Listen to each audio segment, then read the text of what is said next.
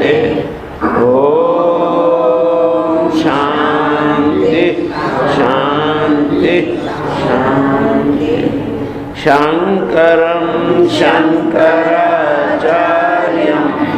केशवं बादरायणं सूत्रभाष्यकृतौ वन्दे भगवन्तौ पुनः पुनः।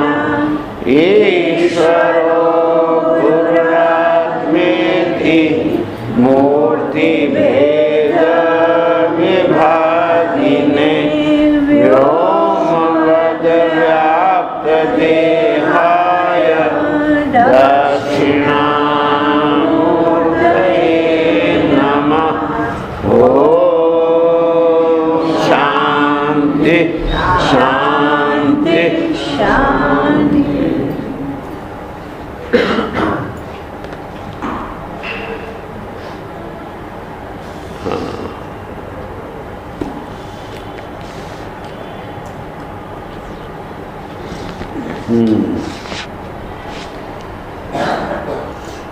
ओम ऋषभ उवाच अध्यात्मयोगेन विविक्त सेवया प्राणेन्द्रियात्मा विजयेन सध्यक सश्रद्धया ब्रह्मचर्येण शश्वत असंप्रमादेन यमेन वाचाम।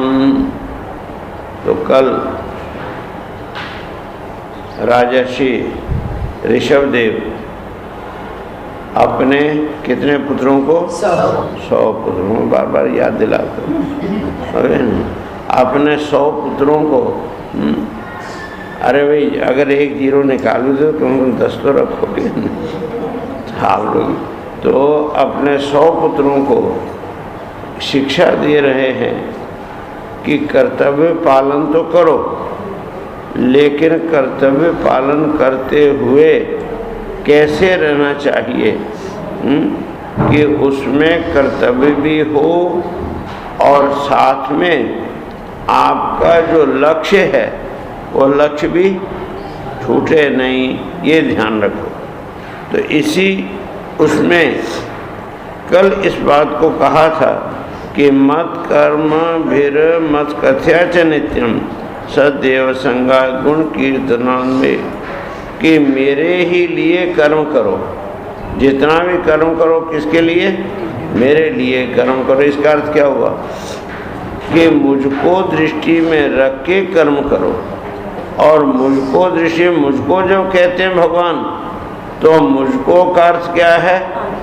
आत्मा को दृष्टि में रख के कर्म करो।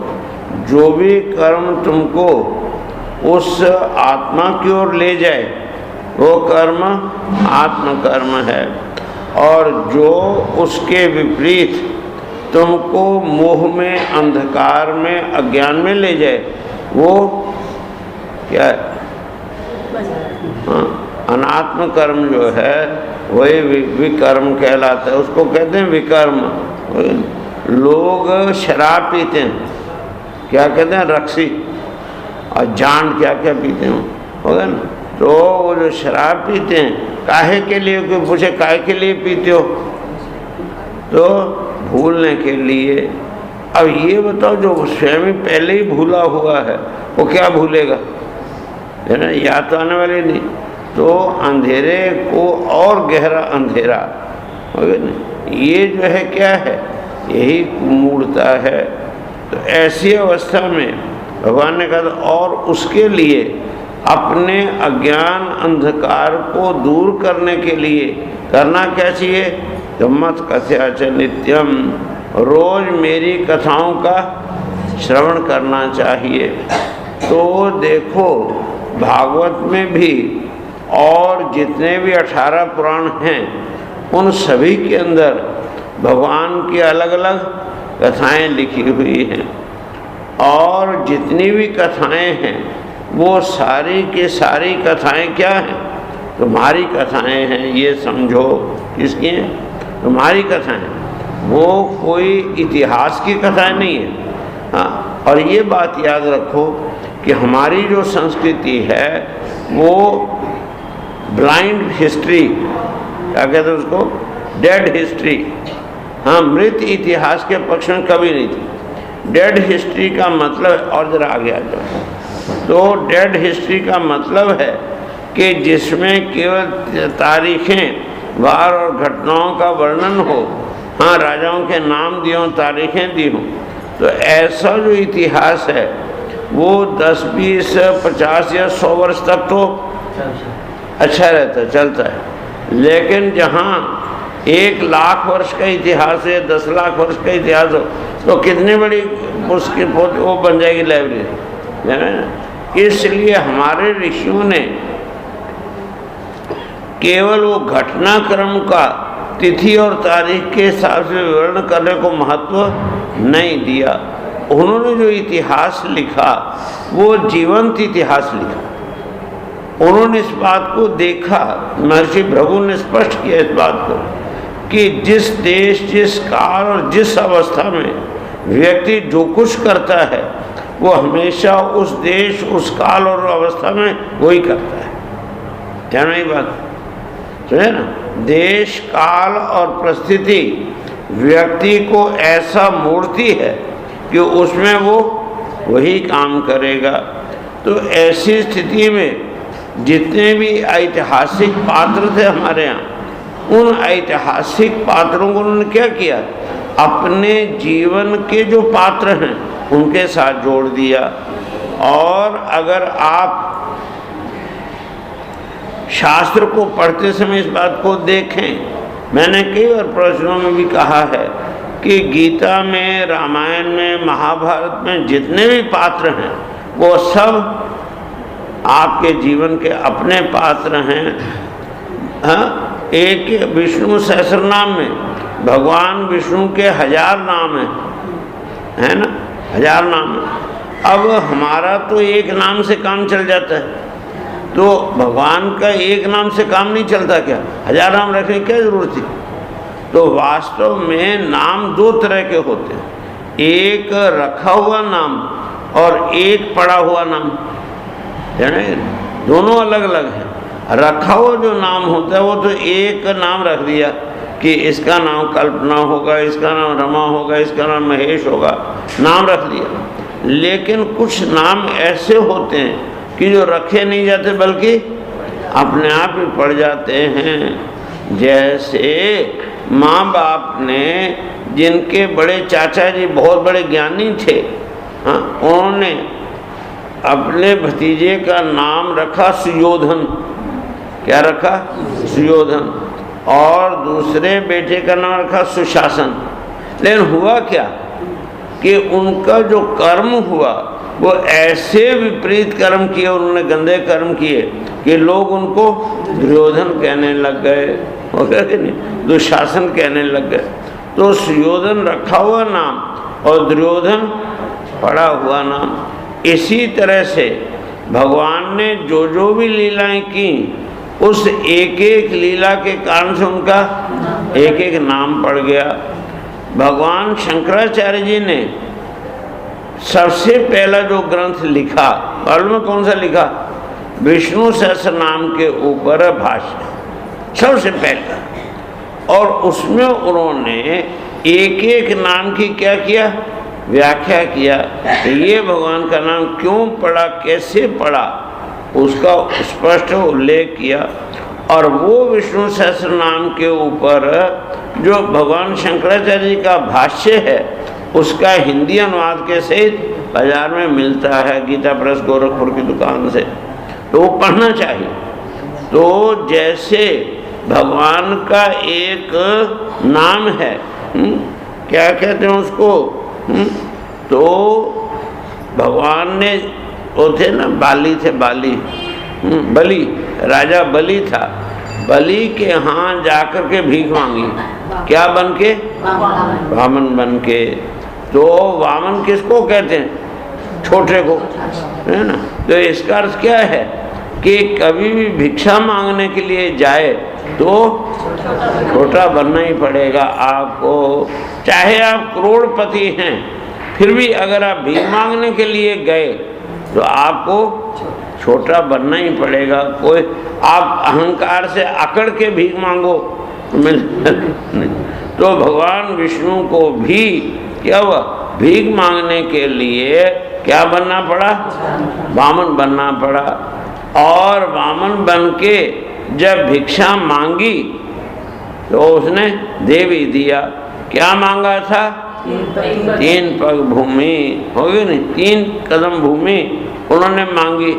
तो और 3 कदम जब भूमि तो मांग लो, उसने संकल्प भी कर दिया। लेकिन हुआ क्या कि 3 कदम जब नापने का समय तो वामन क्या हो गए, विराट हो गए। क्या हो गए, विराट। तो विराट हो करके उन्होंने, और यही होता है, आप मांगते समय तो हाथ बढ़ाते समय तो अपने अंदर लघुता का अनुभव करते हैं, लेकिन जब लेने लगते हैं तो फिर लोभ बढ़ जाता है कि नहीं। और लोभ इतना बढ़ गया कि तीनों लोगों को ही 2 ही कदमों से नाप लिया। और तीसरा कदम कहाँ रखा, भगवान के मस्तक पर, हो गया नहीं। तो ऐसी अवस्था में उनका नाम क्या पड़ गया, त्रिविक्रम। क्या नाम पड़ गया, त्रिविक्रम। क्रम कहते हैं किसको, स्टेप को, कदम को। ये जो कदम उठा के रखते हैं ना, तो एक कदम को कहते हैं क्या, क्रम। क्रम। और विक्रम शब्द का अर्थ विशिष्ट क्रम, बड़ा व्यापक क्रम। इतना व्यापक कि 2 ही कदमों में तीनों लोक नाप लिए, हो गए। और 3 कदम उठाए तो नाम पड़ गया त्रिविक्रम। और फिर उसका बिगड़ते बिगड़ते त्रिकम हो गया, और त्रिकम का टीकम 10 हो तो ये जो है त्रिविक्रम। अब ये जो त्रिविक्रम की कथा है, ये कथा इतिहास के किसी राजा बलि की नहीं है। वो बलि आप अपने जीवन में देखेंगे तो मिलेगा कि कहीं ना कहीं आपको भी अपने बल का अभिमान होता है। और जिसको अपने बल का अभिमान है वो क्या कहलाता है, बलि कहलाता है। उसी को बलि कहते हैं। और ये हर व्यक्ति के अंदर बलि है। तो जब बल का अहंकार आता है तो भगवान क्या करता है, हाँ, त्रिविक्रम बन के आता है, वामन बन के आता है, छोटा सा बन के आता है। और आपके उसको अहंकार को, बल के अहंकार को तोड़ने के लिए क्या करता है, आपके तीनों लोग कौन कौन से, हाँ, ये स्थूल, सूक्ष्म और कारण। तो स्थूल को कहते हैं विश्व, और सूक्ष्म को कहते हैं क्या, तेजस। सूक्ष्म को क्या कहते हैं, तेजस। और कारण को कहते हैं प्राज्ञ। तो विश्व, तेजस और प्राज्ञ, ये आपके 3 लोक। और विराट, हिरण्यगर्भ और ईश्वर, ये समष्टि ईश्वर के लक्षण है। एक ही लक्षण, छोटी हंडी और बड़े घड़े में आकार का अंतर तो है, लेकिन तत्व एक है, मिट्टी तो एक ही है। हाँ, वो जिस मिट्टी से हंडी बनती है उसी मिट्टी से घड़ा भी बनता है, तत्व में कोई अंतर नहीं। तो ऐसी अवस्था में वो जो है विश्व और जो विराट, उन दोनों में कोई अंतर नहीं। एक व्यष्टि है और एक समष्टि, इंडिविजुअलिटी एंड टोटलिटी।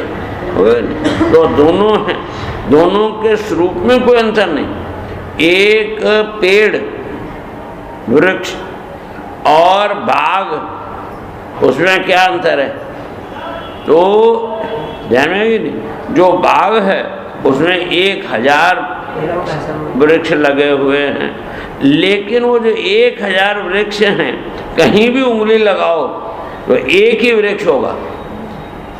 आप 1000 को एक साथ उंगली नहीं लगा सकते। तो देखोगे तो हमेशा इंडिविजुअल कोई, लेकिन वो जो समष्टि है, हाँ, टोटलिटी, वो कहाँ है, नहीं, कहाँ है वो बाग में नहीं है, मैदान में नहीं, वो तुम्हारी बुद्धि में है। तो व्यष्टि बुद्धि और समष्टि बुद्धि है, पेड़ों में व्यष्टि समष्टि नहीं है, वो तो खड़े हैं अपनी जगह पर जैसे हैं वैसे। तो इसी प्रकार से एक एक जो विश्व है वो तो ये जितने बैठे सब विश्व हैं एक एक, और सबकी जो समष्टि बुद्धि है उसी का नाम विराट है, उसी का नाम हिरण्यगर्भ है, उसी का नाम ईश्वर है। तो जो कुछ भी तत्व तुम्हारी व्यष्टि में है वही उसमें भी है। तो ये आपके तीनों लोग, इनको आपके हृदय में बैठा हुआ जो ईश्वर, उस ईश्वर ने छोटे रूप से मांगा और धीरे धीरे तीनों लोगों पर कब्जा कर लिया, और अंत में आपके अहंकार को भी समाप्त कर दिया। और जिस दिन आपका अहंकार समाप्त हुआ उस दिन आप क्या हो जाएंगे? शिव हो जाएंगे। कल भी मैंने कहा था Shiv plus ego is equal to jeev, और jeev minus ego is equal to Shiv, है ना। तो शिव के साथ अहंकार जुड़ जाए तो जीव बन जाता है, और अहंकार निकल जाए तो फिर शिव का शिव हो जाता है। इस प्रकार से भगवान की जितनी भी कथाएं हैं, चाहे दुर्गा सप्तशती पढ़ो, हाँ, तो आपके अंदर भी चंड मुंड आदि जितने राक्षस हैं उनको देखो, तुम्हारे अंदर भी हैं, और वो जो दिव्य शक्ति आपके अंदर आती है वो उनको समाप्त कर देती है। इसलिए इस बात को कहते हैं कि बेटो क्या करो, उस आत्मा की जो विभिन्न प्रकार से विभिन्न तत्वों को स्पष्ट करने के लिए जो कथाएं आती हैं उन कथाओं का अध्ययन करो, मनन करो, और कथया च नित्यम मद्देव संगात गुण कीर्तनान में। और कहते हैं क्या करो, तो केवल इतना ही नहीं बल्कि साथ ही साथ में मद्देव संगात, मेरे अंदर मैंने आत्मा के अंदर देव भाव करके उसी का संग करो, उसी के साथ दृष्टि को उसी पर रखो। लौकिक व्यवहार करते समय भी अपनी दृष्टि को उस आत्मदेव के ऊपर ही रखो, और गुण कीर्तनान में, और उसी के मेरे जो गुण हैं उन गुणों का ही क्या करो, अनुकीर्तन करो, उन्हीं का बार बार कीर्तन करते रहो। और निर्वैर साम्योपशमेन पुत्रा, हे पुत्रो निर्वैर साम्योपशमेन, निर्वैर साम्य, हाँ, किसी भी व्यक्ति से किसी प्रकार का वैर नहीं करना। आप वैर किससे करते हैं? द्वेष वैर किससे करते हैं? आपका वैरी आप किसको मानते हैं? जो आपको दुख देता है, जो आपके हित साधन में रोड़ा अटकाता है, उसको क्या कहते हो? वैरी कहते हो, उसको से वैर करते हो। लेकिन वास्तविकता क्या है कि कोई आपको सुख या दुख दे ही नहीं सकता। शास्त्र कहते हैं इस बात को, और यही बात लक्ष्मण जी ने, वो था ना निषाद राज गुह्य गंगा के किनारे, तो उसको सुनाई थी कि सुख से दुख से न कोपी दाता परो ददाति कुबुद्धिरेशा अहम करोमीति वृथा अभिमानः स्वकर्म सूत्रे ग्रतो हि लोकः। वो कहते हैं लक्ष्मण जी, सुख से दुख से न कोपी दाता। इस दुनिया में कोई भी व्यक्ति किसी को भी चाह करके भी, इच्छा करके भी न तो सुख दे सकता है और न दुख दे सकता है। परोददाति कुबुद्धिरेशा, दूसरा मुझे दुख देता है या दूसरा मुझे सुख देता है, वो कहते हैं लक्ष्मण ये कुबुद्धि है। कुबुद्धि मैंने खोटी बुद्धि, उल्टी अकल, झूठी अकल, मिथ्या ज्ञान है। और अहम करोमि तीव्र, मैं किसी के लिए कुछ करता हूँ, मैंने दूसरों के लिए किया, मैंने दूसरों को ये दिया, मैंने दूसरों को ऐसा दिया, ये सब क्या है? वृथा अभिमान है, झूठा अभिमान है, मिथ्या अभिमान है। क्यों?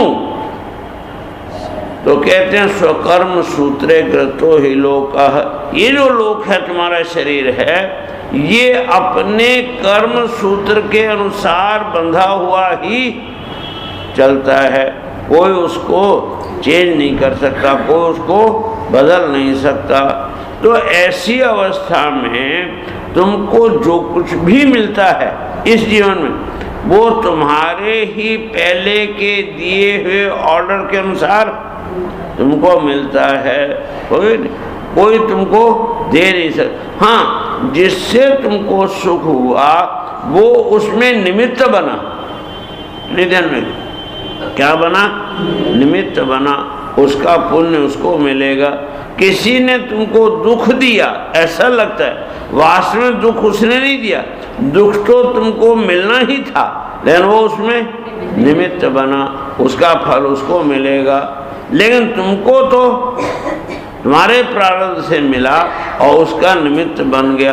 निमित्त बनना बड़ी महत्व की चीज है। भगवान गीता में इस बात को कहते हैं, निमित्त मात्रम भव सव्यसाचिन, हे सव्यसाची तुम निमित्त केवल बन सकते हो, निमित्त बनने में स्वतंत्र हो। और निमित्त बनने का अर्थ है कि कोई एक उद्देश्य बना के तद अनुसार संकल्प करना, उसी से क्या बनता है, कर्म बन जाता है। तो जैसा तुम निमित्त बनोगे, निमित्त बनने में अर्थात संकल्प करने में तुम पूरी तरह से स्वतंत्र हो, फल मिलने में स्वतंत्र नहीं हो। इसलिए भगवान ने कहा कर्मण्येवाधिकारस्ते मा फलेषु कदाचन, कर्म करने में तुम स्वतंत्र हो, जैसा तुम कहोगे ईश्वर भी वैसा ही करेगा, जाने कि नहीं। गीता के पहले अध्याय में आपने देखा कि अर्जुन जो जीव का प्रतिनिधित्व करता है और सारथी ईश्वर क्या करता है, उसको करने वाला है, तो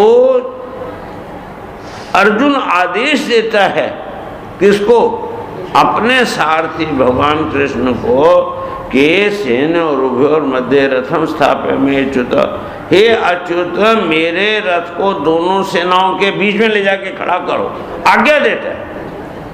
और भगवान रथ ले जा करके वहाँ खड़ा करके दोनों सेनाओं के बीच में कहते हैं कि पश्यतान संवेतान कुरुनिति, एक अच्छा करूँगा, देख ले अब तू जो देखना चाहो। तो मतलब क्या हुआ कि भगवान ये नहीं कहेंगे कि मैं जिधर चाहूँ रथ को ले जाऊँ तो वैसे ही कर, ऐसा नहीं। भगवान अब किसी भी चीज़ में निमित्त नहीं बनते, भगवान जो किसी चीज़ में निमित्त नहीं बनते, वो तुम्हारे ही संकल्प को पूरा करते हैं। अब तुमने अगर पाप का संकल्प किया तो वो भी करा देंगे, और तुमने पुण्य का संकल्प किया तो वो भी करा देंगे। वो तुम्हारी स्वतंत्रता का हनन ईश्वर कभी नहीं करता। तुम जो चाहोगे संकल्प करोगे, ईश्वर उसको पूरा करेगा, लेकिन फिर उसका फल भोगने के लिए तुम बाध्य हो। आदेश देने में स्वतंत्र हो, लेकिन फल भोगने में परतंत्र हो। तो जैसा चाहो वैसा निमित्त बन जाओ, होगे निमित्त में स्वतंत्र है। तीन वो हैं, सज्जन हैं, दुर्जन हैं, जो भी कहो, तीन आदमी हैं, उसमें तीनों के प्रारब्ध में इस वर्ष 1-1 लाख रुपए मिलना लिखा है। प्रारब्ध उनका है कि इन तीनों को 1-1 लाख रुपया मिलेगा। अब उसमें से जो एक लड़का था वो तो गया और 1 रुपए का लॉटरी टिकट ले आया और उसकी लॉटरी लग गई, 1 लाख मिल गया उसको। ये कोई ऐसा चांस नहीं है कि उसका लगा, ये उसका प्रारब्ध था। नहीं तो 20 लाख आदमी ने टिकट खरीदा था, उसमें उसे एक ही क्यों लगा, है ना? तो लग गया उसका, तो उसको मिल गया 1 लाख रुपया।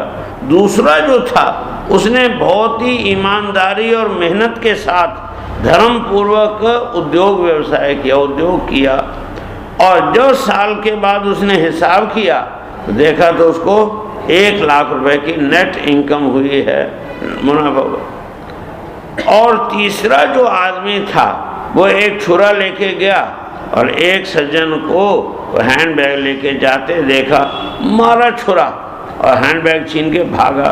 उस समय कोई देखने जैसा पकड़ा नहीं गया और कमरे में जाके उसने बैग खोला, अंदर से 1 लाख रुपए के नोट निकले।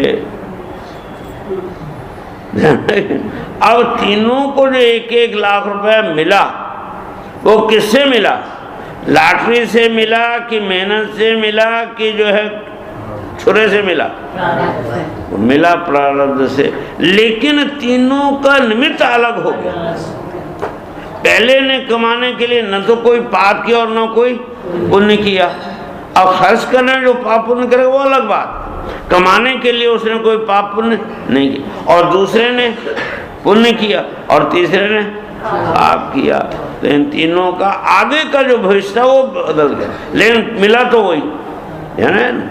इसी प्रकार से ये बात समझो कि तुमको जो कुछ भी मिलता है वो तुम्हारे प्रारब्ध से मिलता है। तो ऐसी अवस्था में तुमको दुख किसने दिया?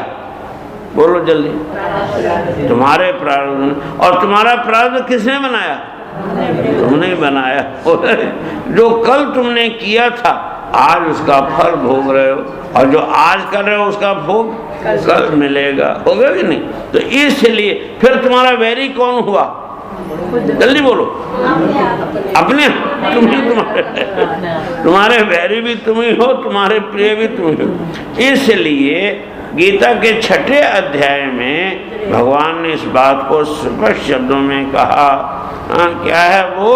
भगवान कहते हैं उद्रेद आत्मा आत्मानम नात्मानम साधित आत्मैव हि आत्मो बंधु आत्मैव रिपुरात्मना।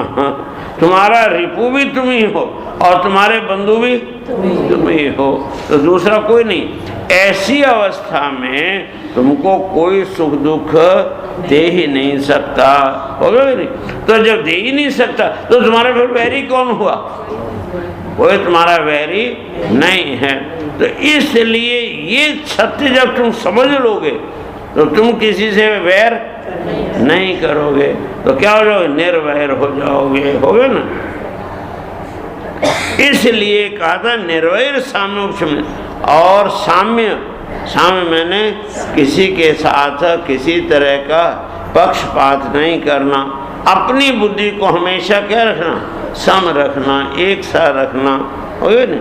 तो सम रखने के कारण क्या होगा कि न तुम्हारा कोई प्रिय होगा और न कोई द्वेष होगा।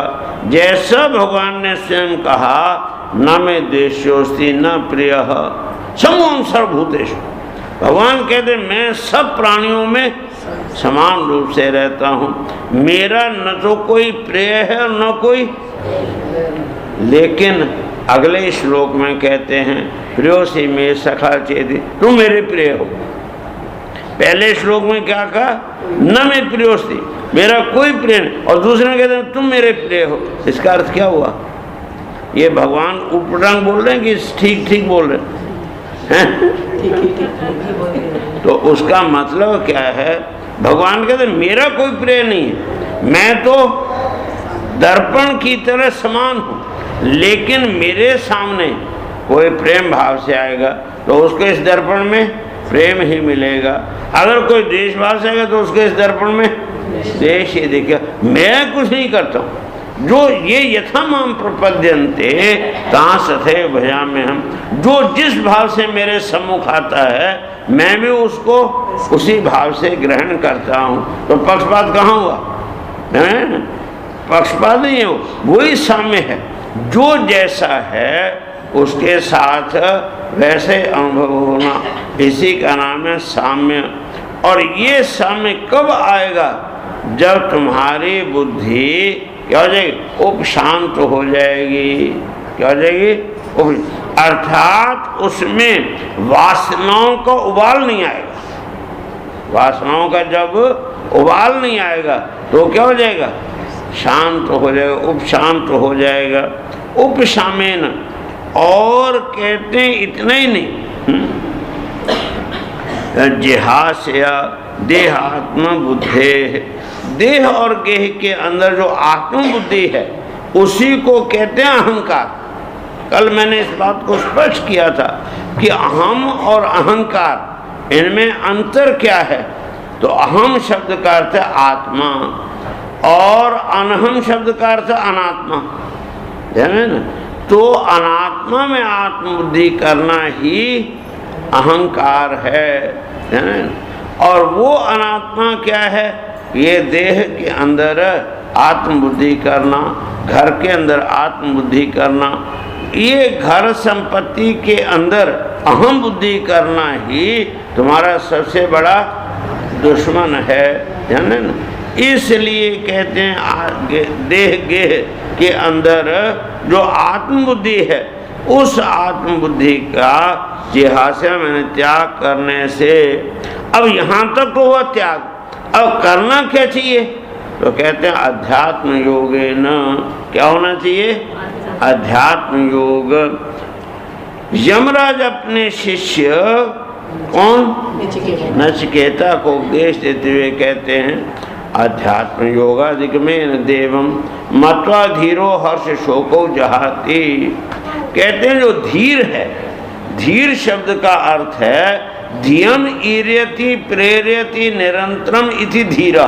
जो धी मैंने बुद्धि, धी का अर्थ बुद्धि, पंजाब में तो धी बेटी को कहते हैं ना, तो धी मैंने बुद्धि। और ये जो बुद्धि है, बुद्धम धारयति थी बुद्धि, ज्ञान को धारण करने वाली जो वृत्ति है उसका नाम है बुद्धि। तो ये जो बुद्धि है, ये बुद्धि का जो निरंतर क्या करे? प्रेरणा करे, उसको चलाता रहे, रगड़ता रहे हमेशा, उसको कहते हैं धीर। और जो बुद्धि का कंजूस हो, क्या कृपण कंजूस हो, अर्थात मैं बुद्धि खर्च करूंगा तो बुद्धि घट जाएगी, ऐसा जो सोचने वाला व्यक्ति, उसको वही अंधा है, नहीं, वही अंधा है। और शास्त्र कहता है कि वास्तव में जो ऐसा व्यक्ति है वो अंधा कह रहा है, बुद्धि को उपयोग नहीं कर। बुद्धि का जितना उपयोग करोगे बुद्धि इतनी ही तीव्र होती है, उतनी तीव्र होती। जैसे छुरी, तो छुरी का आगे का सिरा बहुत मोटा था, सब्जी भी नहीं काटता, लेकिन उसको रगड़ रगड़ के क्या करते हैं? तीक्ष्ण कर देते हैं। और निश्चित कहते हैं, खूब रगड़ के तेज किया, तब जो है वो आसानी से रखते ही काट देती है। इसी तरह से बुद्धि को भी क्या करना चाहिए? खूब उपयोग करना चाहिए। तो निष्ठम, क्या कहते हैं उसको? निष्ठम, तीव्र बुद्धि। और यमराज ही नचिकेता को कहते हैं देशते तो अग्रया बुद्धिया, हाँ, जो एकाग्र बुद्धि वाले हैं वही उस आत्मा का दर्शन कर सकते हैं, वही ईश्वर का, परमात्मा का दर्शन कर सकते हैं। दृष्टि तो अग्रया बुद्धिया, सूक्ष्म। जब बुद्धि को आप घिसेंगे तो क्या होती जाती है? सूक्ष्म होती जाती है, सूक्ष्म। लेकिन वो सूक्ष्म कब होगी? तो यमराज कहते हैं सूक्ष्मदर्शी भी, सूक्ष्म दर्शनम शीलम येषाम ते सूक्ष्म दर्शन। वो आदत बनानी पड़ेगी। ये नहीं कि जब मैं 1 घंटा बैठूंगा तब मैं जो है उस समय बुद्धि को उपयोग करूं, ऐसा नहीं। 24 घंटे छोटे से छोटा काम भी करो तो उसके समय भी पहले विवेक करो, आंख बंद करके कभी मत करो कुछ भी, वो विवेक चाहिए। सोचो उसको पहले, वही छोटे। हमने देखा एक बहुत बड़े महात्मा थे वहाँ काठमांडू में, 137 वर्ष के उम्र में उन्होंने शरीर छोड़ा। और महारानी विक्टोरिया से लेके हमारे राष्ट्रपति राधा कृष्ण तक उनके भगत थे। तो वो जो है इतना जो था कि उन्होंने कहा कि बेटा तेरे लिफाफे में टिकट लगा दे। और हमने टिकट लगा, टिकट थोड़ा टेढ़ा हो गया। उन्होंने कहा ये क्या है? टिकट लगाने भी नहीं आती है। टिकट जो है ऐसी टेढ़ी मेढ़ी लगाई, क्यों? और ध्यान कहाँ था? जिस समय जो काम करो उस समय वही काम करो। टिकट लगाते समय ध्यान कहीं और नहीं, सिर्फ टिकट लगाने में ही होना चाहिए। और वो इतनी एकाग्रता से होना चाहिए कि जैसे जहाँ सीधी टिकट लगे।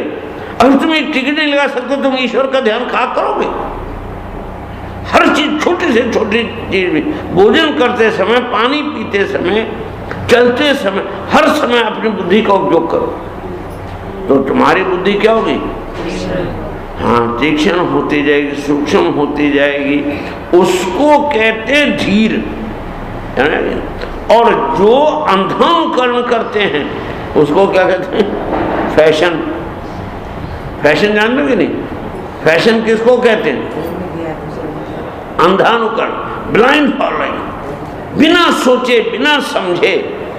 मुझे एक छोटी सी बात याद आ गई। मैं विले पार्ले बंबई में चातुर्मास कर रहा था तो उन दिनों में एक फैशन चला था नाखून बढ़ाने का।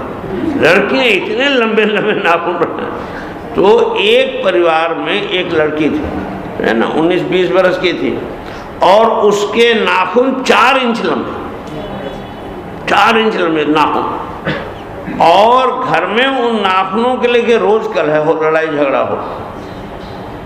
और उस लड़की भी हठी थी। उसने यहाँ तक कह दिया कि मैं घर छोड़ दूंगी लेकिन नाखून नहीं कटाऊंगी। अब 20 वर्ष की लड़की घर छोड़ दे तो उसको कोई बांध नहीं सकता, तो घर की इज्जत जाती है, सब कुछ। क्या करें, बड़े परेशान। संयोग से एक दिन मैं गया उनके घर में किसी काम से। उसका जो छोटा भाई था ना, वो हमारा भगत था। तो मैं गया तो उसने कहा बहन को, दीदी गुरु जी के लिए पानी लाओ। तो पानी का गिलास लेके आई। तो मैंने नाखून, मैंने कहा बेटी ये क्या है? ये नाखून है। मैंने कहा काय के लिए रखे? गुरु जी ये तो फैशन है। मैंने कहा फैशन किसको कहते हैं कि अच्छा लगता है? मैंने कहा ये भी झूठ है। जब ये फैशन नहीं था तब तो नाखून बढ़ाते तुमको अच्छे लगते थे कि नहीं? मैंने कहा फिर तुमने दूसरों को देखा लेकिन कभी सोचा बुद्धिपूर्वक कि इनका क्या फायदा क्या नुकसान? कि नहीं। मैंने कहा फिर ये ब्लाइंड फॉलोइंग हुई कि नहीं? मैंने कहा देखो विचार करो पहले कि ये नाखून बढ़ाने का फायदा क्या नुकसान क्या है। तो मैंने कहा पहली बात तो ये फायदे की बात, तुम्हारा कोई फायदा नहीं। जो नेल पॉलिश वाली कंपनियां हैं उनका हिसाब है कि इतने बड़े नाखून पर 1 डिब्बी खर्च होती है और इतने बड़े नाखून होंगे तो 4 डिब्बी खर्च होगी। और 1 डिब्बी में उनको 1 रुपए का फायदा होता हो तो 4 डिब्बी में 4 रुपए का फायदा, 3 रुपए बढ़ोतरी हुई कि नहीं? अब मान लो उन्होंने 1 करोड़ आदमी को ये किया तो कितना फायदा हो उनको? 3 करोड़ का एक्स्ट्रा फायदा हो। उन्होंने क्या किया? 30 लाख रुपया 10 अभिनेत्रियों को दिया, 3-3 लाख रुपया। और उन्होंने नाखून बढ़ा के नेल पॉलिश लगा के यूं वो किया और तुम्हारे जैसी बेवकूफ़ ने उसका अनुसरण कर लिया, नाखून रख लिया और परिणाम ये हो उनका तो फायदा हो गया, तुम्हारा नुकसान। अब मैंने कहा है क्या? ये जो है जहर है। नाखून का अगर घिस के किसी को पिलाओ ना तो बेहोश हो जाता। जहर है, प्योर जहर है। और दूसरी बात मैंने कहा अगर कभी रात को कभी खुजाया तो सेप्टिक हो जाएगा, घाव हो जाएगा। और दूसरी बात कभी भाई से झगड़ा होगा और उसको यूं किया तो उसको नाखून लग गया तो घाव हो जाएगा, पक जाएगा। और टूट गया अगर नाखून तो वहाँ घाव होगा। मैंने कहा ये सब नुकसान। और फिर मैंने कहा जो लेटरिन जाती हो, उन दिनों वो नहीं बोला, तो लेटरिन जाती हो इसी हाथ से साफ करती हो तो उसके अंदर गंदगी जाती है। और फिर जब भोजन करोगे तो उसमें भी वही जाएगी, वही तुम खाओगे। और फायदा क्या?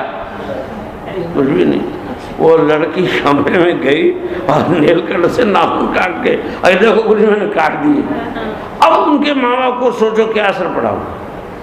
तो कहने का अभिप्राय ये है कि फैशन जो है, देखो एक बात याद रखो, बड़ों का अनुकरण किए बिना तुम कभी महान नहीं बन सकते।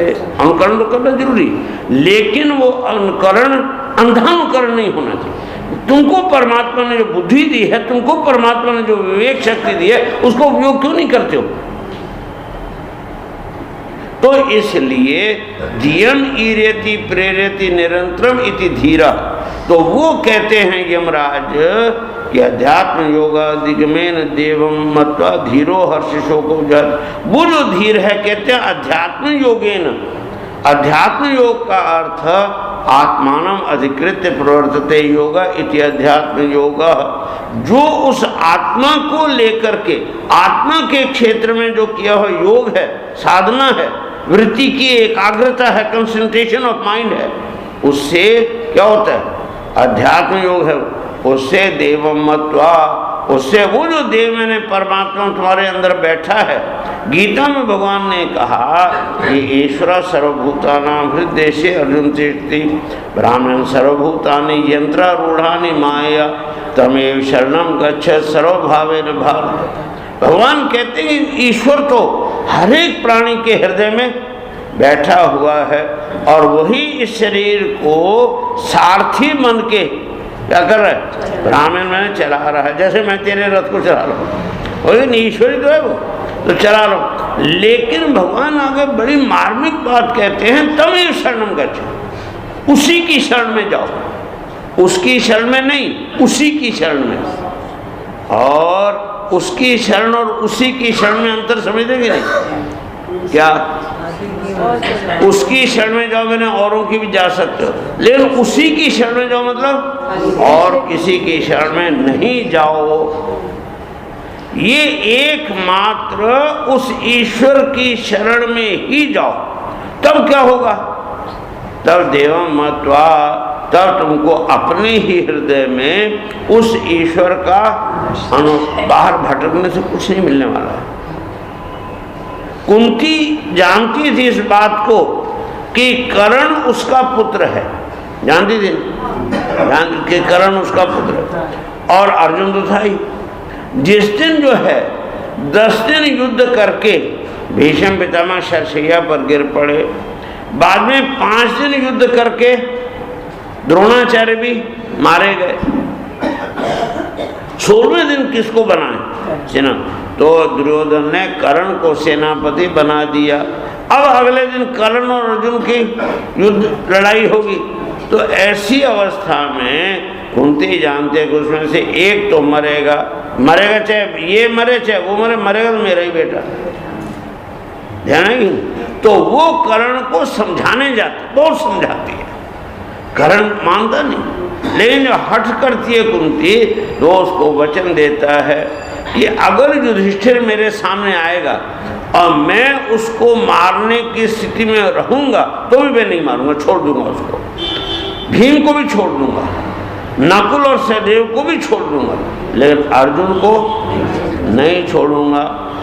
और अर्जुन अगर मेरे हाथ से मर गया तो मैं तुझे वचन देता हूं कि उसी समय मैं युद्ध बंद करके तेरी शरण में आ जाऊंगा, तो तेरे 5 और पांडव फिर भी रहेंगे। और अगर जो है मैं मारा गया तो फिर अर्जुन को मार सकने वाला दुनिया में कोई दूसरा है ही नहीं। ऐसा वचन क्यों दिया उसने? दोनों में से एक का मरना क्यों अनिवार्य है? तो उसको विचार करो कि कर्ण कहते हैं किसको? इंद्रियों को। कर्णानी इंद्रियानी, ये जो इंद्रियां हैं तुम्हारी, ये क्या है? कर्ण है, और ये तुमको खींच के ले जाती हैं बाहर, जाना कि इंद्रियां किधर ले जाती है? विषयों की ओर ले जाती है। और जो अर्जुन है, अर्जुन कौन है? लक्ष्याकार वृत्ति है। और लक्ष्य कहाँ है? अंदर के बाहर? अंदर है। तो अर्जुन तुमको कहाँ ले जाएगा? अंदर ले। दोनों ही कुंती के बेटे हैं। कुंती तो एक ही है भक्ति, चाहे वो बाह्य भक्ति हो, विषय भक्ति हो, और चाहे वो आत्म भक्ति हो, बेटे तो दोनों ही उसके हैं, जाना।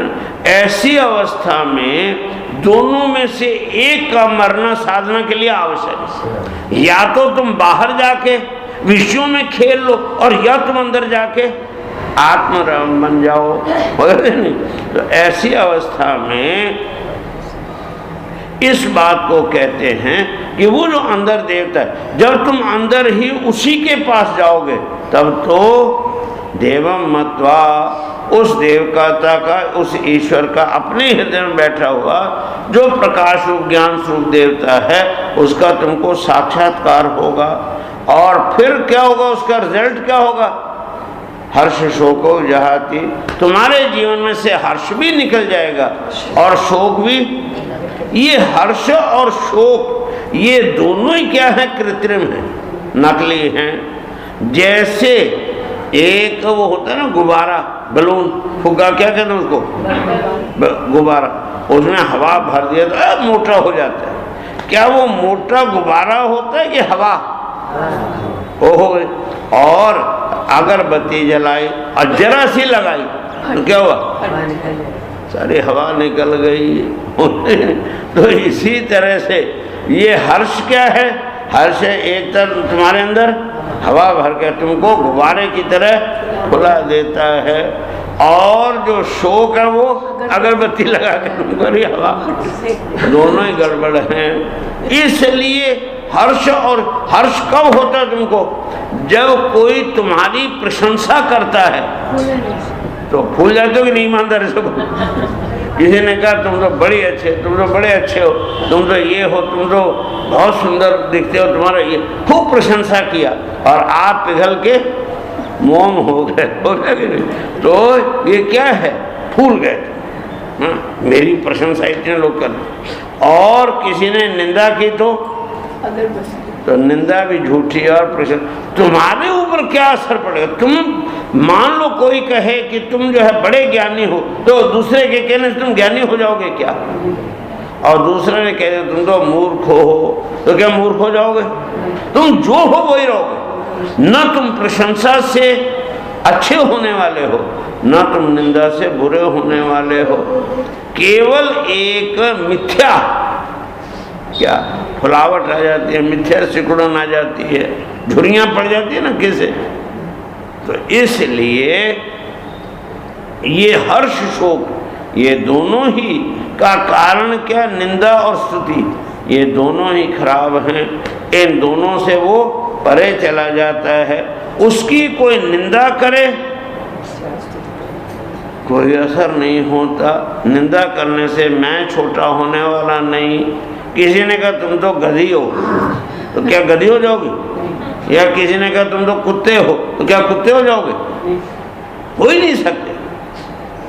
अगर मान लो तुम्हारे घर में कोई फोन आवे, अरे अली मोहम्मद तुमने तो मेरे घर को उजाड़ दिया, मैं भी देखता हूँ तुम कैसे सुख रहे थे, खूब बोलने लगे, तुम क्या कहोगे, तुम्हारे घर में तो कोई अली मोहम्मद है ही नहीं, तो क्या कहोगे, रॉन्ग नंबर। इसी तरह उसने गधी को फोन किया, हाँ तुम गधी, तो तुम्हारे यहाँ कोई गधी है, तो क्या कहना चाहिए, फिर रॉन्ग नंबर वाले से झगड़ा करते हो,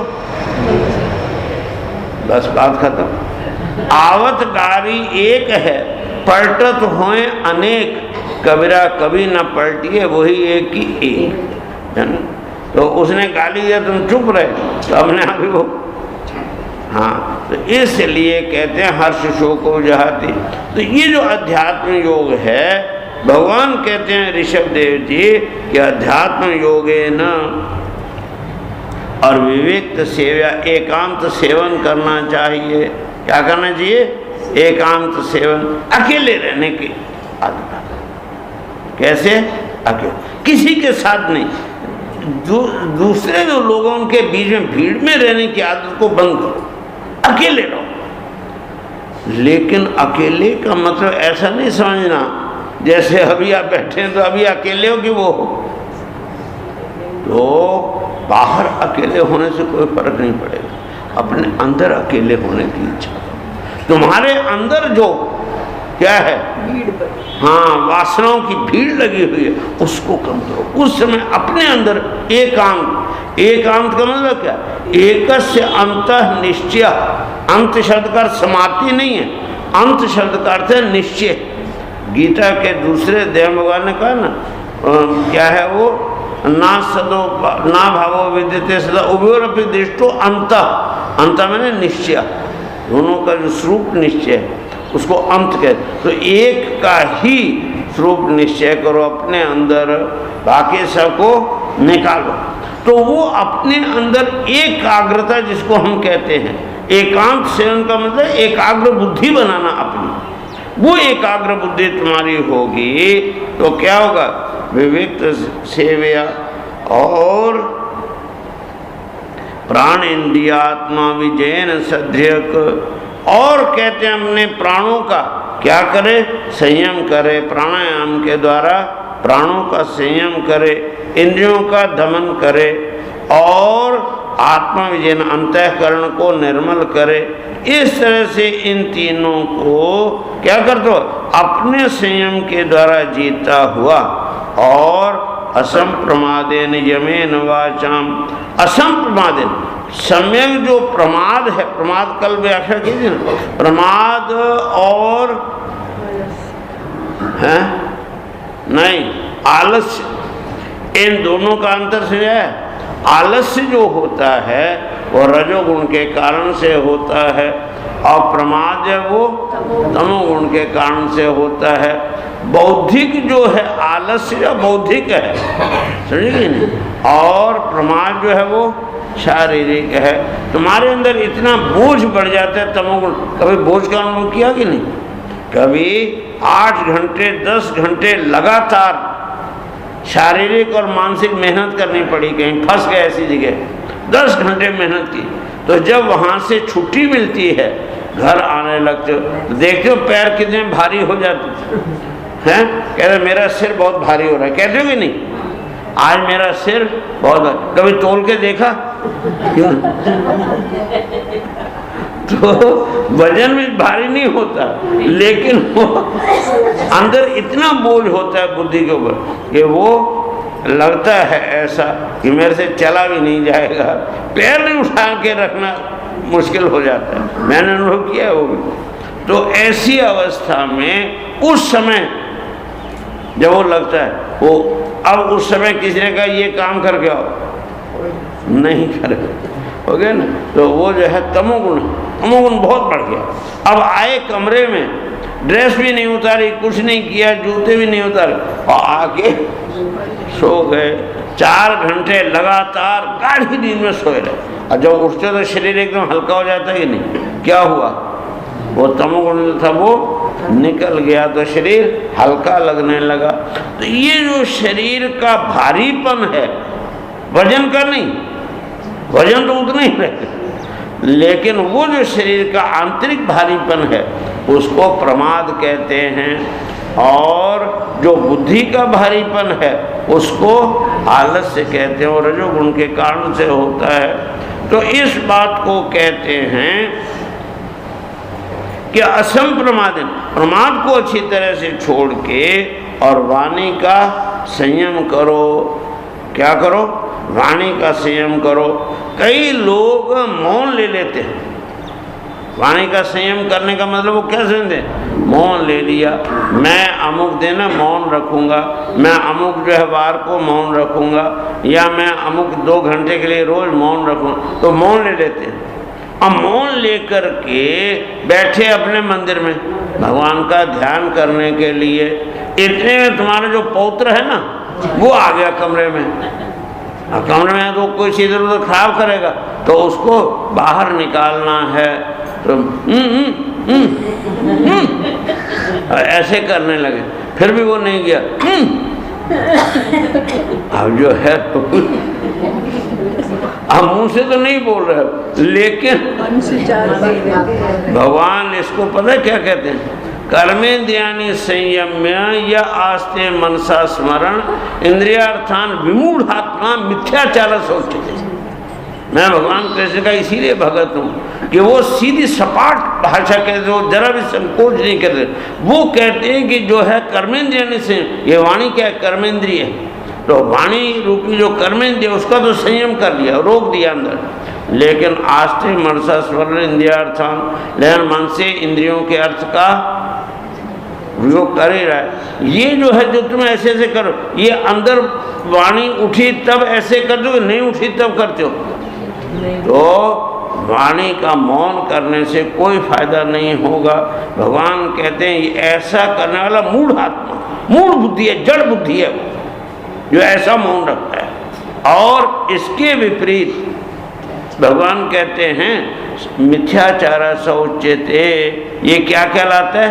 मिथ्याचार, ढोंग है, ढोंगी मत बनो। जहां तुम एक शब्द से काम चला सकते हो वहां 10 शब्दों का झूठा प्रयोग करना, अधकचरा प्रयोग करना, उसका नाम मिथ्याचार है, उसका नाम मौन नहीं है। तो इसलिए भगवत पाद जगद्गुरु आदि शंकराचार्य जी से जब एक शिष्य ने पूछा, गुरु जी मौन के मौन किसको कहते हैं, तो उन्होंने पता क्या व्याख्या दी? अव्यर्थ शब्द प्रयोग, क्या शब्द का प्रयोग करो लेकिन एक भी शब्द का व्यर्थ प्रयोग न करे, अव्यर्थ शब्द प्रयोग, उसका नाम है मौन। एक शब्द बोल देने मात्र से ही जब तुम्हारा काम चल सकता है, तो तुमने 10 बार ऐसे ऐसे किया, वो किया, उसका क्या अर्थ? वाणी का क्या होना चाहिए? संयम होना चाहिए। वाणी का संयम मन से होता है। तुम्हारे अंदर भाव ही ना उठे वाणी का, तब तो मौन है, और अंदर आया और करते रहो, उससे क्या हो? इसलिए वाणी का संयम करो। और कहते हैं सर्वत्र मद्भाव विचक्षणेन ज्ञानेन विज्ञान विराजितेन योगेन धृत्य उद्यम सत्प्रयुक्तो लिंगम व्यपोहित कुशलो अहमाख्यम। इस तरह से कहते हैं। और भी कुछ बातें हैं, उन सारी बातों के द्वारा अपने सूक्ष्म शरीर का क्या करे? लीन कर दे उसको। तो लीन करने के लिए इतने साधनों के बाद जो मुख्य बात आई, उस मुख्य बात को ऋषभ देव जी कहते हैं, बेटो मैं तुमको कल बताऊंगा। हो सके तो मुख्य बात कल बताएंगे, आज तो क्या करो, सीधे होकर के बैठो, जोर से हरिओम की ध्वनि करके अपने हृदय में उस सतचित आनंद स्वरूप परब्रह्म परमात्मा का एकाग्रता पूर्वक 1 मिनट तक अपने इष्ट देव के रूप में ध्यान करो। हरि ही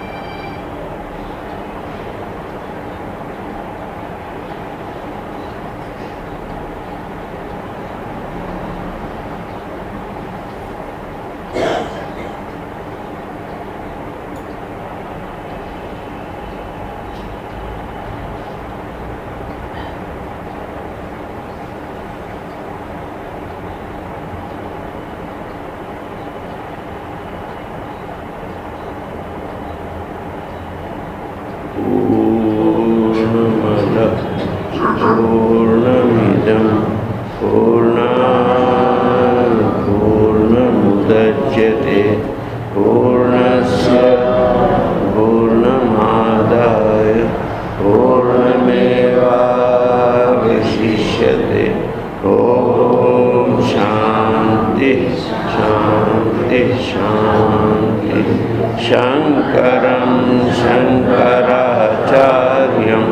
केशवं बादरायणं सूत्रभाष्यकृतौ वन्दे भगवन्तौ पुनः पुनः।